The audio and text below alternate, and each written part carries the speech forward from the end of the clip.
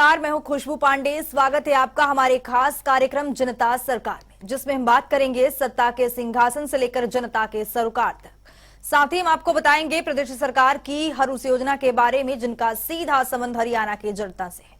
योजनाएं प्रदेश के विकास को नई गति प्रदान करेंगी और हरियाणा की जनता का चहुमुखी विकास भी करेंगी, ताकि प्रदेश की जनता तरक्की की राह पर आगे बढ़े और हरियाणा प्रदेश निरंतर उन्नति की नई ऊंचाइयों को छूता हुआ प्रगतिशील रहे। तो अगले 30 मिनट तक बने रहिए हमारे साथ और देखते रहिए जनता सरकार।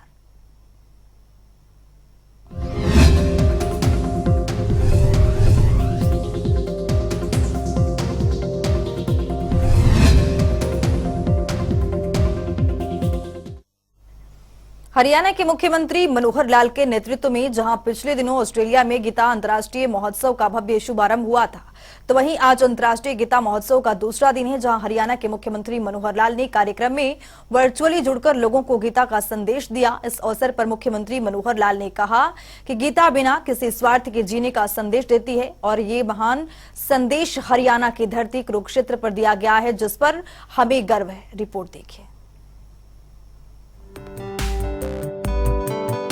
मुख्यमंत्री मनोहर लाल ने जब से सत्ता संभाली तब से प्रदेश में महापुरुषों की जयंतियां मनाने की परंपरा शुरू कर दी है। मुख्यमंत्री ने कुरुक्षेत्र में अंतर्राष्ट्रीय गीता महोत्सव मनाने की कवायद शुरू की थी, जो आज अन्य देशों में भी मनाया जा रहा है। ऑस्ट्रेलिया में मनाया जा रहा अंतर्राष्ट्रीय गीता महोत्सव का आज दूसरा दिन है। वहीं मुख्यमंत्री मनोहर लाल इस कार्यक्रम में वर्चुअली जुड़े, जिसके बाद मुख्यमंत्री ने लोगों को गीता का संदेश भी दिया। उन्होंने कहा कि ऑस्ट्रेलिया में अंतर्राष्ट्रीय गीता महोत्सव आयोजित किया जा रहा है और आज महोत्सव का दूसरा दिन है, जिसमें गीता पर शांति, सौहार्द और भाईचारे पर एक संगोष्ठी का आयोजन किया जा रहा है। मुख्यमंत्री ने कहा कि गीता बिना किसी स्वार्थ के जीने का संदेश देती है और ये महान संदेश हरियाणा की धरती कुरुक्षेत्र पर दिया गया है, जिस पर हमें गर्व है। इसके साथ ही मुख्यमंत्री मनोहर लाल ने कहा कि हमें गर्व है कि हम भारत के एक छोटे से प्रदेश हरियाणा का हिस्सा है, जहां पर 5160 साल पूर्व भगवान श्री कृष्ण ने गीता का उपदेश दिया था। उन्होंने कहा कि गीता के पहले श्लोक में ही कुरुक्षेत्र को धर्म क्षेत्र की संज्ञा दी गई और इसी धर्म भूमि कुरुक्षेत्र से श्री कृष्ण ने कर्मयोग का संदेश भी दिया था। तो वहीं मुख्यमंत्री मनोहर लाल ने कहा कि गीता सभी के लिए सद्भावना का ग्रंथ है और किसी एक के लिए नहीं है, ये सभी के लिए है। ये किसी जाति और धर्म विशेष के लिए नहीं है, ये पूरी मानवता के लिए है। वहीं इस अवसर पर मुख्यमंत्री मनोहर लाल ने ऑस्ट्रेलिया के सिडनी में उपस्थित सभी अतिथियों और आयोजकों को अपनी ओर से गीता महोत्सव के साथ साथ सेमिनार को आयोजित करने के लिए बधाई और शुभकामनाएं दी। जनता टीवी के लिए चंडीगढ़ से पवन सिवर की रिपोर्ट।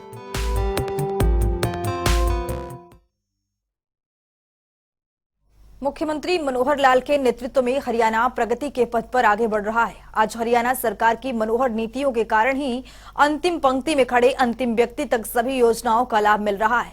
इसी कड़ी में फरीदाबाद में शनिवार को एचएसवीपी कन्वेंशन सेंटर में जिला लोक संपर्क एवं कष्ट निवारण समिति की बैठक हुई, जिसकी अध्यक्षता मुख्यमंत्री मनोहर लाल ने की। इस अवसर पर मुख्यमंत्री मनोहर लाल ने कहा कि नई पॉलिसी के तहत पुस्तकों के पेज और कागज की गुणवत्ता के साथ रेट निर्धारित किए जाएंगे। रिपोर्ट देखिए।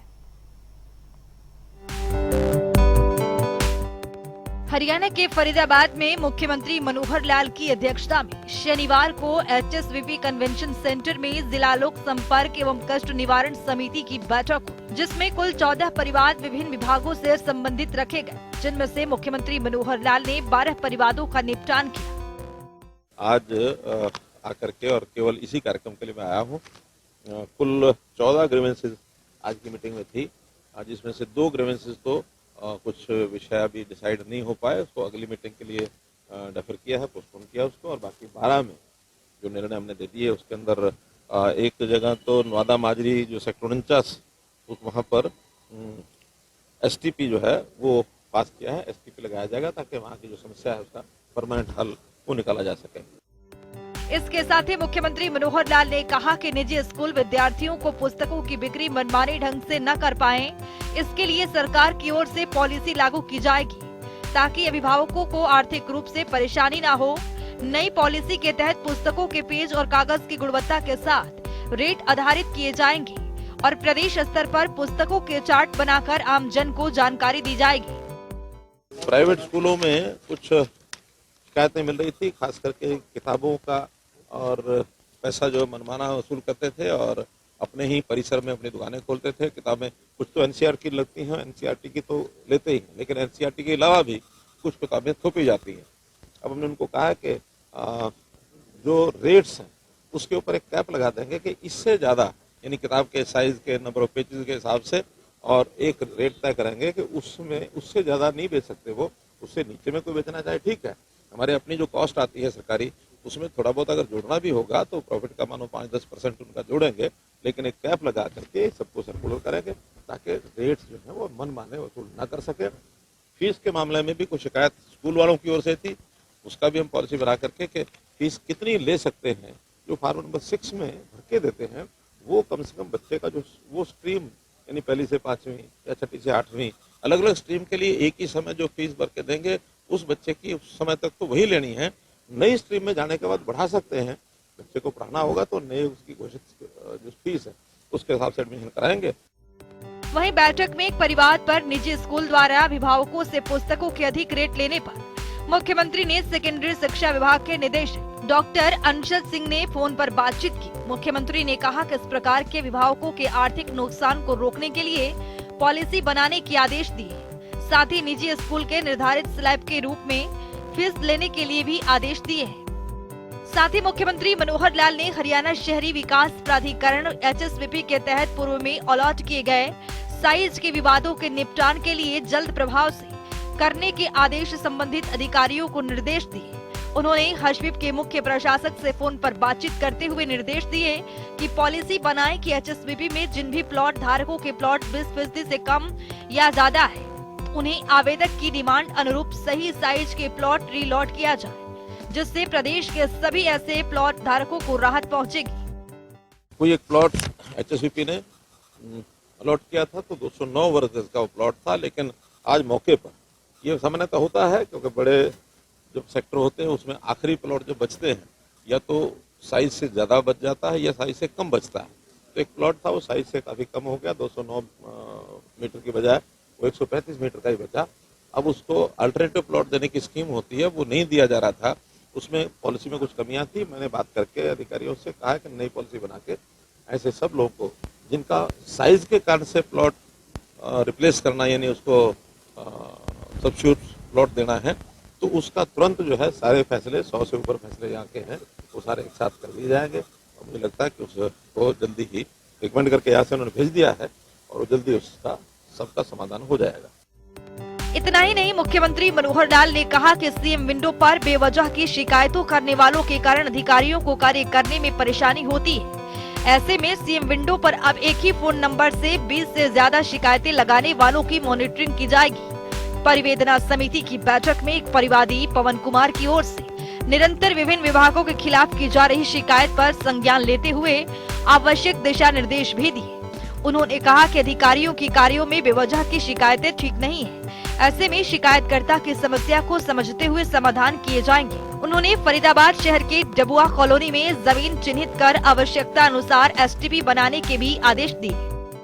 कुछ लोग ऐसे हैं जो सीएम विंडो में हैबिचुअल होकर के और बहुत संख्या में और सीएम विंडो लगाते हैं। मुझे लगता है कि वो सीएम विंडो का एक दुरुपयोग करने के लिए और बल्क में लगाते हैं ताकि अधिकारी जो है वो परेशान रहे। ऐसा एक ग्रुप ध्यान में आया है। हमने कहा कि पिछले 6 महीने में उनकी जितनी कंप्लेंट्स आई है, अगर किसी एक फोन नंबर से 20 से ज़्यादा कंप्लेंट आती हैं तो उसको हम डिबार कर देते हैं, उसको चेक कर देते हैं कि उस जगह से वो व्यक्ति भी और वो फोन भी, दोनों को हम डिबार कर देते हैं। तो ये हमने आज एक केस में उनको बताया है। एक महिला का वो शिकायत थी कि ऑक्शन में प्लॉट बेचा गया, उसको प्लॉट नहीं मकान है, 123 गज का था, उसको 117 गज मिला है, लेकिन दोनों तरफ की वर्षन अलग अलग होने के नाते से SDM की देखरेख में कमेटी बनाई है, उनका फैसला करेंगे कि उसमें क्या सत्यता है, उस हिसाब से फैसला कर दें। BPTP का एक मसला था, तो BPTP के मसले में भी इसी प्रकार एक महिला को प्लॉट का अलॉटमेंट 2011 में उसने बुक कराया था, लेकिन उसकी अलॉटमेंट नहीं हुई थी और अभी उस टावर की OC उसको नहीं मिली है। उसकी पूरी जांच STP जो टाउन प्लानर STP वो उसकी पूरी जांच करेंगे और जांच करके अगर वो उससे समाधान उनका हो जाता ठीक है, नहीं तो फिर बीपीटीपी के खिलाफ क्या क्या एक्शन हो सकते हैं ये डिपार्टमेंट को कहा है, वो डिपार्टमेंट उसकी जो है कार्रवाई करेंगे। इस अवसर पर केंद्रीय भारी उद्योग एवं ऊर्जा राज्य मंत्री कृष्णपाल गुर्जर, हरियाणा के परिवहन मंत्री मूलचंद शर्मा सहित कई बड़े अधिकारी मौजूद रहे। जनता टीवी के लिए फरीदाबाद से मुकेश राजपूत की रिपोर्ट।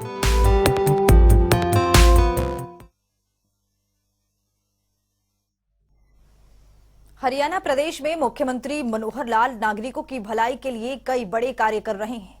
वहीं हरियाणा सरकार प्रदेश के युवाओं और अधिकारियों का प्रोत्साहन बढ़ाने के लिए कई बड़े फैसले लेती रहती है। इसी कड़ी में फरीदाबाद में राजस्व विभाग से जुड़े कानूनगो और पटवारियों को सम्मानित करने के लिए HSVP कन्वेंशन सेंटर में टैबलेट वितरण कार्यक्रम का आयोजन किया गया, जहां मुख्यमंत्री मनोहर लाल ने टैबलेट वितरित कर राजस्व कर्मचारियों को सम्मानित किया। देखिए।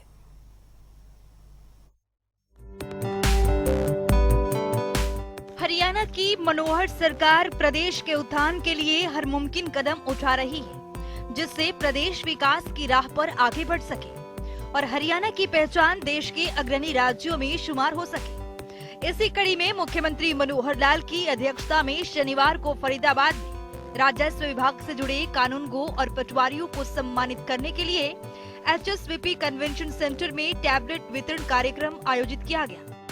इस कार्यक्रम में कानूनगो और पटवारियों का मनोबल बढ़ाने के लिए मुख्यमंत्री मनोहर लाल ने बतौर मुख्य अतिथि शिरकत की और उन्होंने कानूनगो और पटवारियों को टैबलेट वितरित कर सम्मानित भी किया। इसके साथ ही मुख्यमंत्री मनोहर लाल ने टैबलेट वितरण कार्यक्रम में डिजिटल सेवाओं के विस्तार को जनसेवा की दिशा में सराहनीय कदम बताया। इस अवसर पर मुख्यमंत्री मनोहर लाल ने कहा कि हरियाणा सरकार डिजिटल प्लेटफॉर्म पर सुगमता से जनसेवा की दिशा में कदम बढ़ा रही है। इसी उद्देश्य के साथ ही फरीदाबाद में गिरदावरी, क्षतिपूर्ति, परिवार पहचान पत्र के तहत जाति सत्यापन, इनकम वेरिफिकेशन सहित अन्य सरकारी सेवाओं का उपयोग कर इस टैबलेट के माध्यम से बेहतर स्वरूप से क्रियान्वित किया जाएगा। इसके साथ ही मुख्यमंत्री मनोहर लाल की ओर से जिला के कुल 41 कानूनगो और पटवारियों को टैबलेट वितरित किया गया। वहीं मुख्यमंत्री ने उन्हें सरकारी सेवाओं के क्रियान्वयन में प्रभावी तरीके से जिम्मेदारी निभाने के लिए प्रेरित भी किया। इस अवसर पर केंद्रीय भारी उद्योग एवं ऊर्जा राज्य मंत्री कृष्णपाल गुर्जर, हरियाणा के परिवहन मंत्री मूलचंद शर्मा सहित कई अधिकारी मौजूद रहे। जनता टीवी के लिए फरीदाबाद से मुकेश राजपूत की रिपोर्ट। हरियाणा प्रदेश में मनोहर सरकार नागरिकों की भलाई के लिए कई बड़े फैसले ले रही है, जिससे प्रदेश तरक्की की राह पर आगे बढ़ रहा है। प्रदेश में मुखिया मनोहर लाल का मूल मंत्र है कि प्रदेश में योजनाओं का लाभ पंक्ति में खड़े अंतिम व्यक्ति तक योजनाओं का लाभ मिल सके। मुख्यमंत्री मनोहर लाल का मुख्य उद्देश्य है कि परिवार पहचान पत्र के जरिए जनता को सभी सुविधाएं घर बैठे मिल सके। मुख्यमंत्री का ये उद्देश्य जमीनी स्तर पर देखने को भी मिल रहा है। वहीं मुख्यमंत्री ने परिवार पहचान पत्र को परिभाषित करते हुए permanent protection of poor people बताया है। देखिए। हरियाणा की वर्तमान सरकार के कुशल मार्गदर्शन में प्रदेश नई ऊंचाइयों को छू रहा है। जहां प्रदेश में चल रही योजनाओं का हरियाणा के नागरिक भरपूर लाभ उठा रहे हैं, जिससे खुद मुख्यमंत्री मनोहर लाल सुनिश्चित करने का काम कर रहे हैं। इसी कड़ी में चंडीगढ़ में एक कार्यक्रम का आयोजन किया गया, जिसमें मुख्यमंत्री मनोहर लाल ने शिरकत की। मुख्यमंत्री के नेतृत्व में हरियाणा की मनोहर सरकार पिछले 8.5 साल से जन सेवा के भाव से जनता के कल्याण के लिए काम कर रही है। मुख्यमंत्री मनोहर लाल का मानना है कि वर्तमान की हरियाणा सरकार ने ये साबित कर दिया है कि शासन व्यवस्था में रहते हुए एक राजनेता जनसेवा के कार्यों को कर सकता है।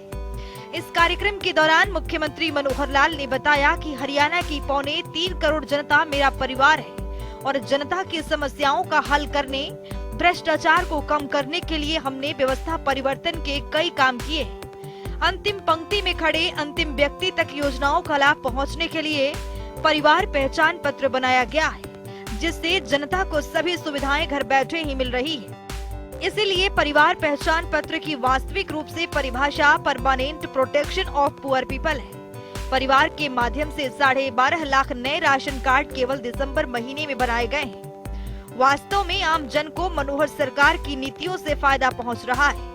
परिवार पहचान पत्र के माध्यम से बेरोजगारी दर को कम करने के लिए लगातार रोजगार के अवसर प्रदान किए जा रहे हैं। मुख्यमंत्री मनोहर लाल हरियाणा के विकास के लिए निरंतर प्रयासरत है और इसी कड़ी में हरियाणा के किसानों के लिए भी कई योजनाएं चलाई जा रही। इसी के तहत प्रदेश में बेमौसमी बारिश और ओलावृष्टि से खराब हुई फसल की गिरदावरी भी करवाई जा रही है, जिससे ही जल्द से जल्द किसानों को पूरा मुआवजा दिया जा सके। इस दिशा में हरियाणा सरकार ने ऐसी व्यवस्था बनाई है जिससे कि किसान अपनी फसलों की जानकारी खुद दे रहे हैं और इसके लिए सुरक्षा की पूर्ति पोर्टल काम कर रही है।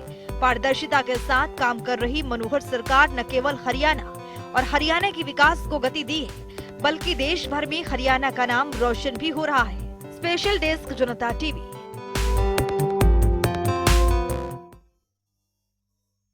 हरियाणा के मुख्यमंत्री मनोहर लाल जल संरक्षण की दिशा में कई महत्वपूर्ण कार्य कर रहे हैं ताकि आने वाली पीढ़ियों को जल संकट का सामना करना न पड़े। इन सबको ध्यान में रखते हुए मुख्यमंत्री मनोहर लाल ने पानी का सही उपयोग करने के लिए प्रदेश के नागरिकों से आह्वान किया, तो वहीं पानी के संग्रह के साथ साथ उसके प्रबंधन के लिए भी काम करने की अपील की। देखिए हमारी एक खास रिपोर्ट।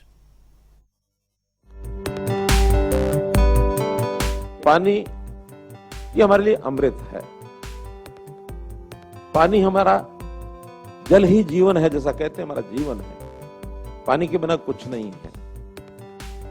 शायद कुछ समय तक अन्न के बिना व्यक्ति रह सकता है, लेकिन जल के बिना नहीं रह सकता। जल उसका एक प्रवाह है, उसका एक साइकिल है, प्रकृति का साइकिल है। उसमें जल की हमको प्राप्ति होती है। प्राप्ति के साधन मुख्य रूप से वर्षा है।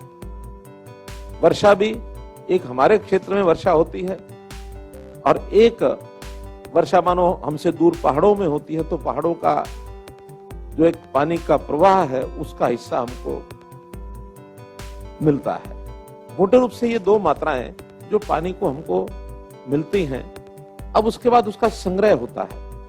संग्रह होता है, डैम्स में संग्रह होता है, फिर वो कहीं हमारे पॉन्ड्स हैं, हमारी झीलें हैं, रिचार्ज होकर के भूगर्भ में जाता है। तो जमीन के अंदर भी पानी का एक बहुत बड़ा संग्रह का भंडार है। अब ये संग्रह जो होता है, उस संग्रह का हम फिर बाद में उपयोग करते हैं।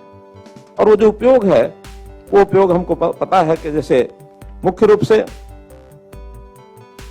पीने के लिए हम पानी का उपयोग करते हैं, खेती सिंचाई के लिए करते हैं, उद्योग के लिए करते हैं, और अन्य हमारी जितनी आवश्यकताएं हैं उन आवश्यकताओं के लिए हम करते हैं। संयोग ऐसा है कि पीने का तो हर एक जीव को पानी चाहिए, चाहे मनुष्य है, चाहे पशु है, कोई भी जानवर है, पक्षी है, हर छोटा बड़ा जीव उसको पानी पीने के लिए चाहिए। लेकिन एक मनुष्य ही ऐसा है जो पीने के अतिरिक्त और जो उसकी दिनचर्या की दैनिक आवश्यकताएं हैं वो भी पानी पर बहुत निर्भर करती हैं। हम स्नान भी करते हैं, हम कपड़े भी धोएंगे, हम वॉशरूम जाएंगे, वहां भी पानी की आवश्यकता होगी, हम अपना घर का फर्श भी साफ करेंगे, हम अपनी गाड़ी भी धोएंगे, हम अपने उद्योग में पानी ले जाएंगे। अब पानी की आवश्यकता है, पूर्ति करनी पड़ेगी। घर घर, हर घर जल, नल से जल, एक अभियान चलाया है। अब उसमें से कोई कहे कि पानी ज्यादा लगता है, ऐसा नहीं है। देखा जाए तो अगर सिस्टम कारगर हो गया तो उससे पानी बचेगा, क्योंकि जितने भी इससे पहले पानी का जो गांव में हम लगाते हैं, उसकी जो पोस्ट लगती है अलग से, उसके अंदर पानी अंधाधुंध चलता है, बिना रोक टोक के चलता है, नालियां भरी रहती हैं। गांव के अंदर तो पानी को चलाने के लिए नीचे भी खींचो या अपने वाटर वर्क से लाओ, जितना पानी है बहा दो, शाम को खाली करो, फिर भरो उसको। लेकिन उसका उपयोग करने के लिए अगर हमने हर घर नल से जल अगर ये किया है, तो पानी का उपयोग जितना उतना ही वो करेगा परिवार का आदमी। तो ऐसा इसका उपयोग भी हमको चेक करना पड़ेगा। पानी का उपयोग करने के लिए अगर भूमि ठीक नहीं है तो भी हमको कठिनाई होगी। कई जगह वाटर लॉगिंग हो गया है। अब वाटर लॉगिंग जो पानी वास्तव में ऊपर है, ऐसा नहीं कि नीचे चोए का पानी सब जगह से आ गया, वो पानी रिचार्ज होकर नीचे नहीं जा रहा। वहां मिट्टी की, भूमि की जो लेयर्स हैं उसमें कहीं गड़बड़ हुई है।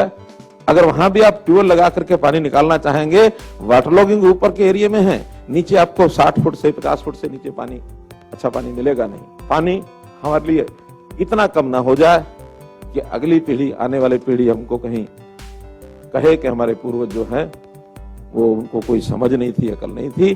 तो जैसे हमें पानी जो है विरासत में यहाँ तक मिला है, हम अगली पीढ़ी को भी पानी विरासत में दे करके जाए। तो चलिए अब जान लेते हैं कि आज के इस सवाल का विजेता कौन है।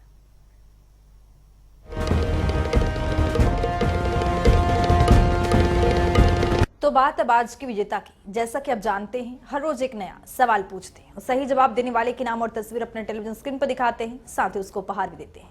तो चलिए अब जान लेते हैं कि कल का हमारा सवाल क्या था और कौन है इसका विजेता।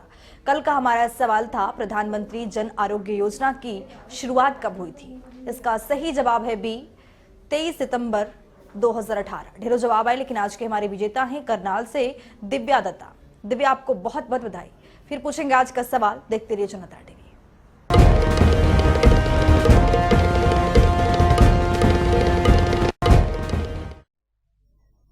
तो वक्त हो गया है आज की मुलाकात का। आज की मुलाकात में हम हर दिन नए शख्सियत से आपको रूबरू कराते हैं और उनकी कार्यप्रणाली पर बारीकी से नजर डालते हैं, जानते हैं तमाम योजनाएं जो बनी है हरियाणा की जनता के लिए।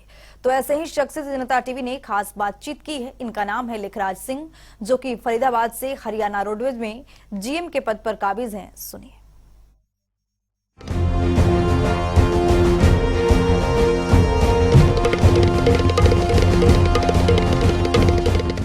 अभी हाल ही में सरकार के द्वारा ही हिदायत जारी हुई थी कि भाई जो मेल सीनियर सिटीजन हैं, पहले हम उनको 65 के बाद सुविधा देते थे, लेकिन अब सरकार ने 65 से 60 वर्ष आयु कर दी है।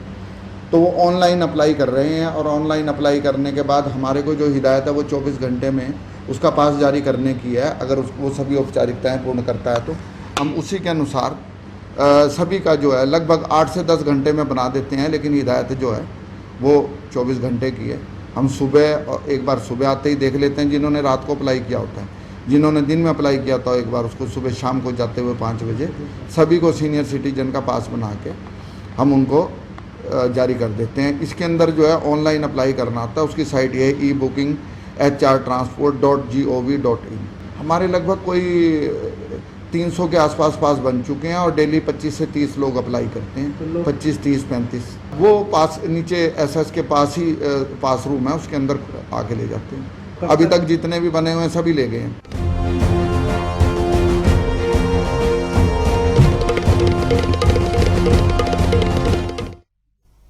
तो वक्त हो गया है आज के सवाल का। तो चलिए अब जान लेते हैं कि आज के इस सवाल में क्या कुछ है।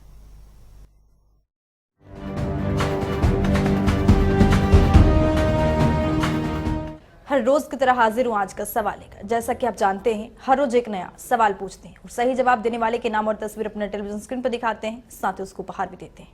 तो चलिए नजर डालते हैं आज के सवाल पर। अटल किसान मजदूर कैंटीन योजना कब शुरू की गई थी? ए, फरवरी 2020, बी, मई 2021, सी, जनवरी 2019, डी, जून 2022। तो दीजिए सही जवाब और बनिए विजेता।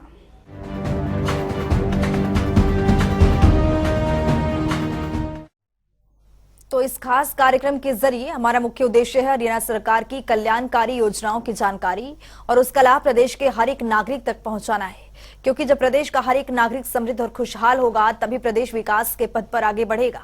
हमारे खास कार्यक्रम जनता सरकार में आज के लिए इतना ही। नमस्कार।